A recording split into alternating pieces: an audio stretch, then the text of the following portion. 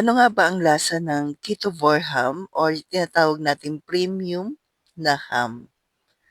Actually po, iba siya sa nakasanayan ninyo na matatamis na ham. Pag sinabi kasing Ketovore or premium ham, yung meat mismo itself, yung matitikman mo dito, yung sarap ng meat. Wala siyang sugar, wala siyang sweetener. So, ganito mo po siya matatanggap po. Mga half kilo, parang gano'n po ang ano nito po, yung ganito kalaki. Yan. So, mga kalahating kilo, pwede na po siya sa isang pamilya, sa isang maliit na pamilya.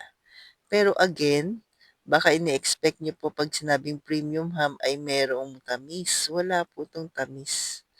Kasi sa ketovore po talaga o sa mga naglo-low carb, hindi talaga kami sanay sa matatamis na, 'yan.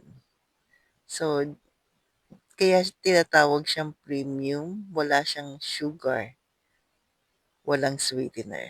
Pero tingnan mo naman yung buong meat, 'yan, walang extender, siya mismo po.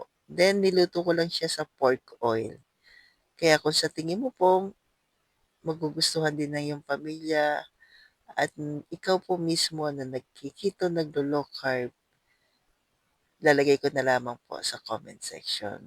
Pero puwede ba ito sa hindi naglo-low carb? Yes na yes po, mas okay pa nga kasi wala siyang sugar po. So, follow for more.